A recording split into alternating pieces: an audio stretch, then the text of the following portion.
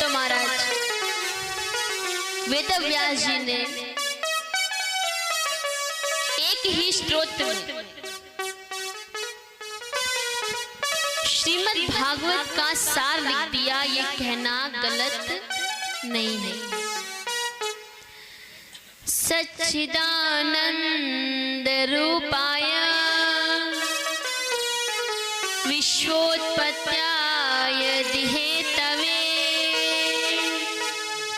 तापत्रय विनाशाय श्री कृष्णाय वयं नमः। सच्चिदानंद रूपाय। सच्चिदानंद 3 शब्दों को लेकर बना, सत, चित और आनंद। सत किसे कहते हैं? आप में से किसी को पता है सत किसे कहते हैं? सत क्या है? बताइए।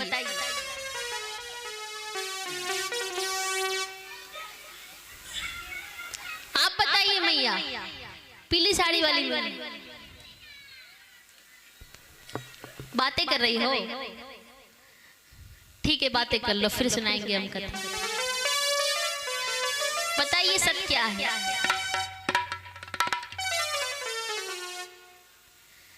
सत अर्थात सत्य। सत्य की परिभाषा क्या है? जो कभी बदले ना, जो अखंड है, अडिग है। सत्य कभी नहीं बदलता। झूठ परिस्थिति अनुसार बदलता रहता है। एक झूठ कहते हैं, कभी दूसरी परिस्थिति आ गई तो उसे बचाने के लिए दूसरा झूठ कहते हैं। तो झूठ परिस्थिति अनुसार बदलते रहता है और सत्य कभी नहीं बदलता। सत्य क्या है? परमात्मा। हम और आप यहाँ थे तब भी वे थे। हम और आप यहाँ हैं तब भी वे हैं। और हम और आप यहाँ नहीं रहेंगे तब भी वे होंगे। तो सत्य क्या है? ईश्वर ठाकुर जी। ये शरीर, ये देह, ये संसार, ये सत्य नहीं है। तो आश्रय किसका लेना चाहिए? सत्य का, जो कभी बदले ना। कोई कहता है संसार का आश्रय लो, संसार तो दिखता है, भगवान तो दिखते भी नहीं। संसार क्या है? मोह माया, ये संसार ही तो है।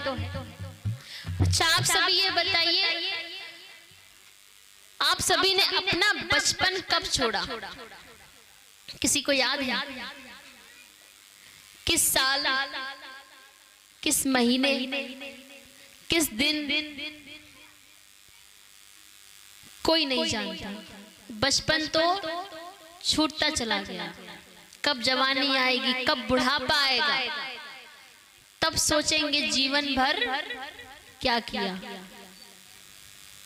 तब विचार आएगा जीवन भर क्या किया। एक छोटा बालक है, वो बहुत रो रहा है। आप उसके आगे एक तरफ पैसे रख दो और एक तरफ खिलौना, तो वो क्या उठाएगा? बताइए। पैसे उठाएगा, खिलौने उठाएगा। तब उसे खिलौनों का आश्रय था। वह थोड़ा बड़ा होगा तब विद्या का आश्रय होगा, और बड़ा होगा, जवानी आएगी तब पैसों पर आश्रित होगा। तो आश्रय बदलता रहता है। तो ये संसार सत्य नहीं है, ये सब भगवान की माया है। ये शरीर सत्य नहीं है। अगर ये शरीर सत्य है रोक लेते। अगर इसे कोई कभी दुर्घटना हो जाती है, कहीं घुटनों में दर्द होता है, कभी बुखार आ जाता है, क्यों नहीं रोक पाते? क्योंकि शरीर अपना नहीं है। सत्य केवल ईश्वर का नाम, परमात्मा सत्य है।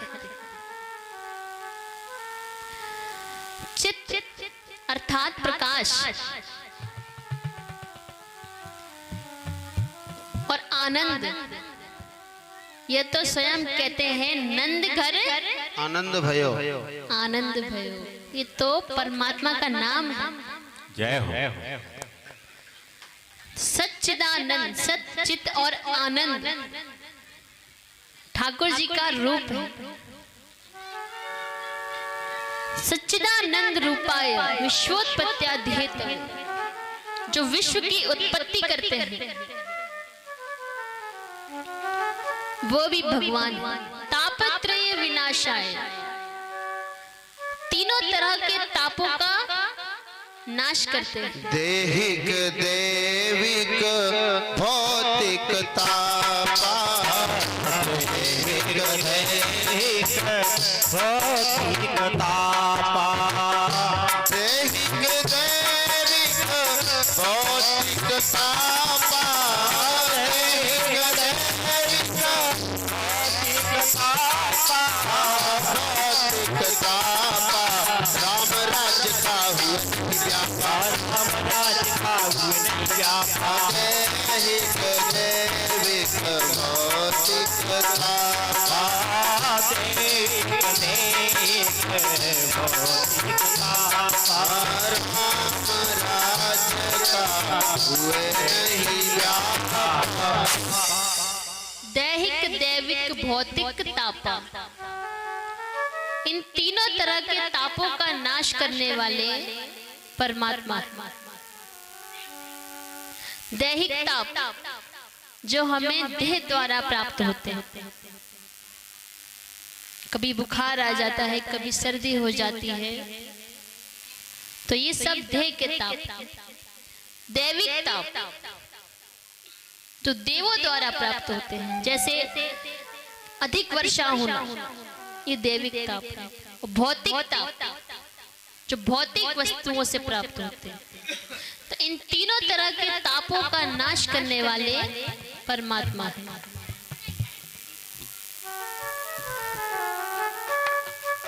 यहाँ इंसान बहुत दुखी है।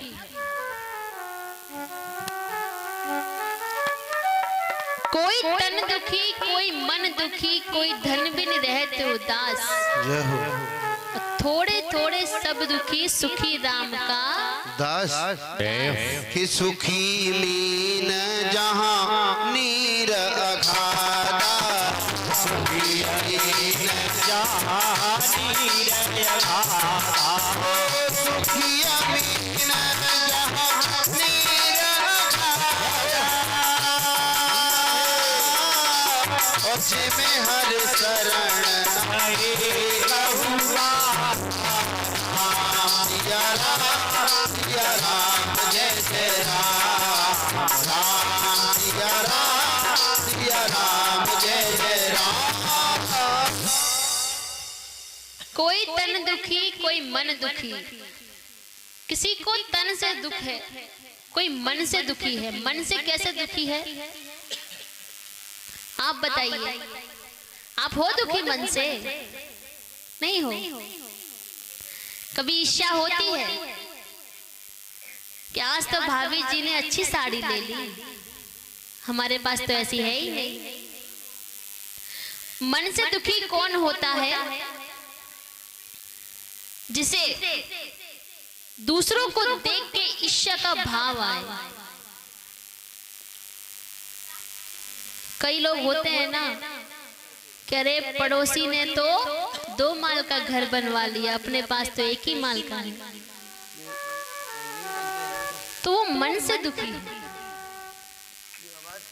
जिस दिन आप मन को कंट्रोल में कर लोगे, अपने मन को समझा लोगे, उस दिन आप मन से दुखी नहीं रहोगे।